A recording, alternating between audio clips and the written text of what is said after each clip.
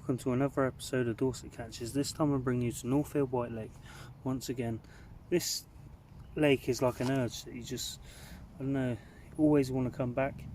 Obviously I've done a lot of it in the winter and well, just kept scratching at me, and basically I've come out to give it another go because obviously it's the 11th of June, so it's my 30th birthday as well, so out for my birthday session. I normally come fishing on my birthday, and this time it falls on a Saturday, so I didn't have to book any days off neither, which is quite handy.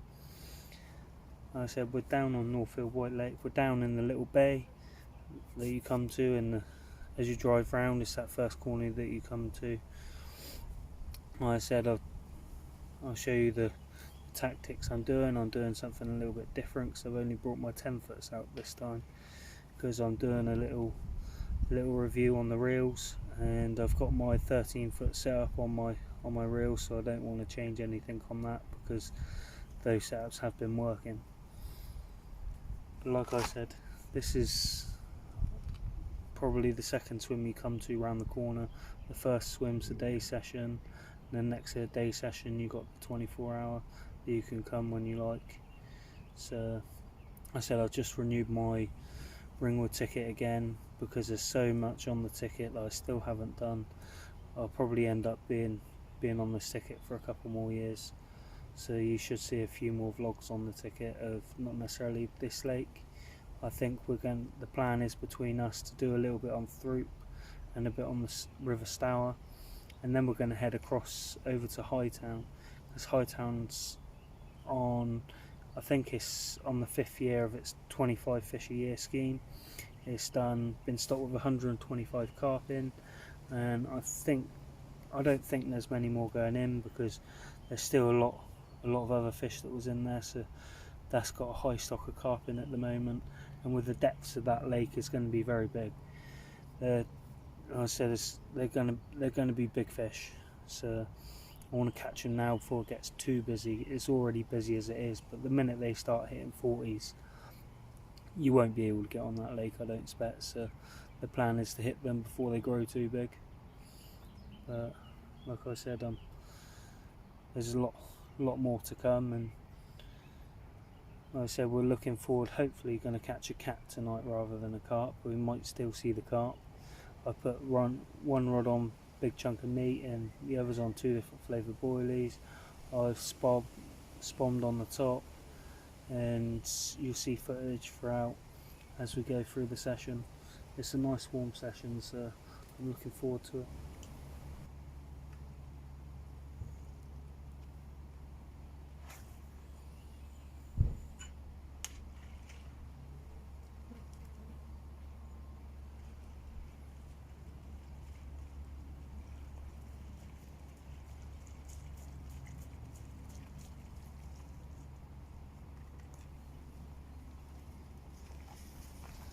So this is one of 3 rigs. The second rod I'm going to do the same, but I'm going to put a different boilie on. I'm going to put one of my krill boilies. It's been soaking in tuna glug.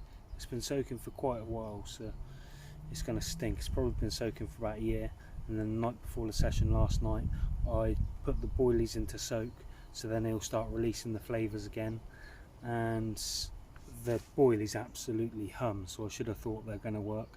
I'm going to use one on the hair tipped with a corn, and with a plastic corn, bit of pink, and then this one I've got on a small live system, or small, still 16mm. It's 15 or 16, I'm pretty sure it's 16, but anyway, that's tipped with a piece of corn. It's got your hauler's hook on. So this is the one I've gone for, is the crank hook. So I believe is a size 6. So I said give that one a bash. Looking forward to trying that out. Also got the actual rig I'm using is just a standard hair with like a semi-stiff sort of link, but what I'm using is, this is an inline drop off, So you got obviously got your line cover there. How this works is basically I pull that. When the fish pulls the line, it pulls this stick out of the weight. I push it in like there. See if we can get in there. Push that in. Put that over, and then pull the line. So that means there isn't a weight in between the reel and the fish. And like I said, it makes a big difference in the playing of the fish. I've only got 10-foot rods, so I don't want too much weight on the line anyway. And these are the 2.5 ounce. I'm only fishing at 8 wraps against the hedge the other side. I'll show you a picture of the hedge the other side. And like I said, it's not that far away I'm fishing, so I'm trying some new, like I said, some new reels out. I'll probably do a separate vlog for the reels as well. So I haven't got my big fox reels today. I have obviously got my spod rod. Like I said, my third rod though is slightly different. It's not your normal typical bait. I'm using big chunks of luncheon meat. I said you can see the size of the chunk I've taken out of that meat, and that's what I'm using for the cats. See if I can find it. Yeah, I've got that on the end of my hair. It's just the same hair as what I'm using on the boilie, just instead of having the loop, I've tied that to it. So therefore, see if I got a chunk of meat. Cut another piece off, show you what I'm doing.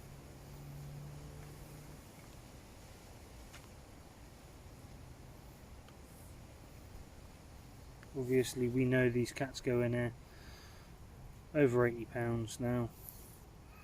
There's got to be one in there over 80 pounds. I'm aware last year that someone I know had I think it was 8 different 70s. So like I said, if I have a cat, it'll be a good bit of fun. But yeah, that's the meat. And the spring, you literally just tie it, just twist it round, tie that to your hair. Once it's embedded into the meat, you can cast it pretty far. I said, and it's just that on the end. I don't do a straightforward square. I literally just take chunks out of the meat as I use it. That's ready to go for the second rig if I decide to put a second one on later. Here we have the krill boilies, soaked with a tuna glug, and then put to soak last night in water. I've already done a couple spoms out, as there isn't loads left of that, but it hums. And then the second bait I've got, I'm going to throw out. So you've seen this mix before. This is a mix I've made up before, identical. I do it in big quantities. So this was frozen. I won't put all of that out. I'll probably only put a few spoms out, and then I'll put it in the back in the freezer.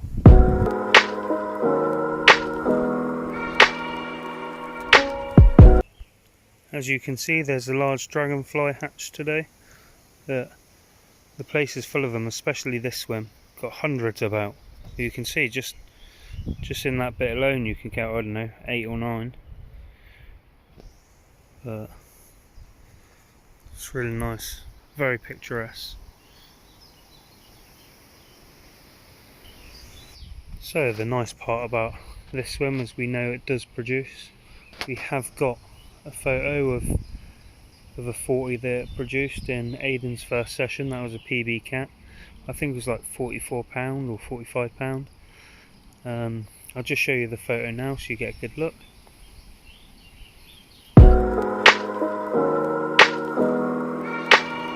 I said that fish was a good battle, put up a good fight for him, and like I said, once again it produced at night.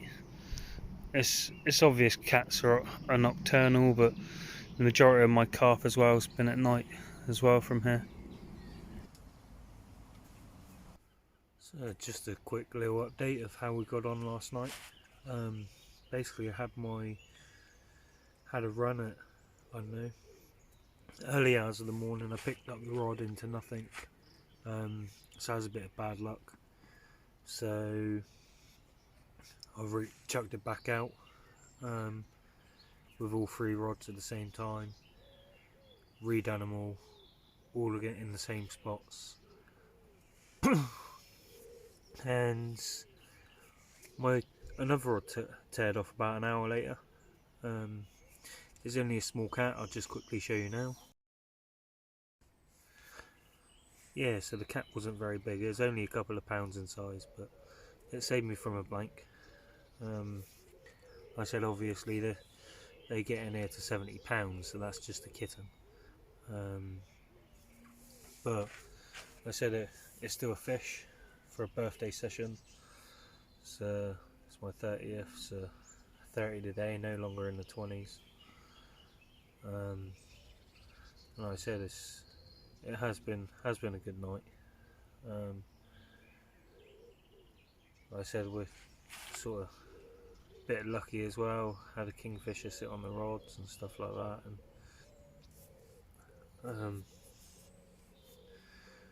like I said, it's been worthwhile. I've been testing those new reels out, the new SJ reels, and they're quality bits of kit. Like I said, I'm gonna keep them on my 10-foot rods, just because I like them. So, just a quick walkthrough of my stuff. Obviously, you've got the distance sticks here, so I can measure out the distance of where I'm casting. I've got the mat and the cradle.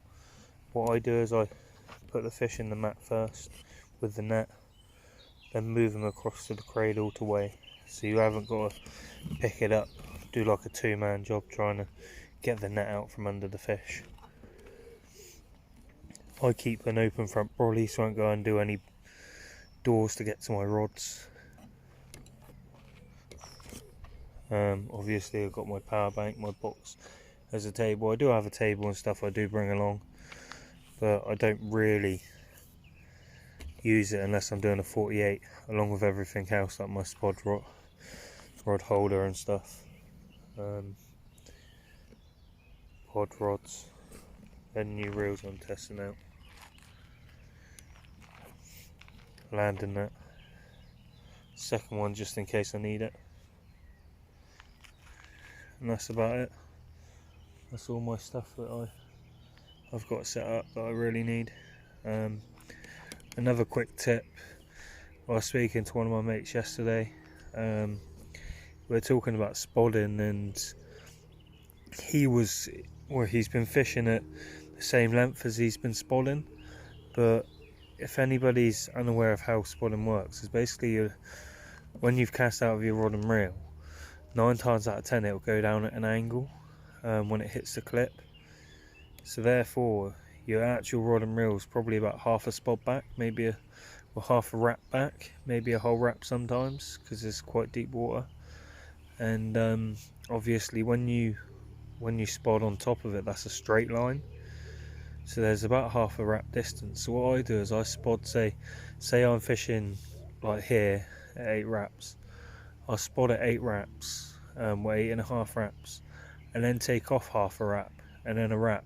So I've done a nice big spread of bait over the area, because like I said, you don't know, unless you're quick at trying to get the clip off, you're always going to be about half a rod length out between that and the spod, until you can work out how to do it properly. Like I said, I'd put a nice spread of bait on the area. I always find a spot big enough with the rods that are a decent size to be able to do that. But the other handy thing is our club's quite nice. They supply toilets, so obviously you can bring your juniors along so they can use the proper toilet. Makes it a bit easier. I prefer to use the toilet in the morning like most people, but it's a gorgeous water. Obviously I've done vlogs over the other side. That is Caravan Swim. Caravan Swim's over the other side of that island there, so you've seen me fish there before. So I'm like the other side of the water. So they're stunning. I'm down in next to the little bay. Little bays around there. Look, so beautiful.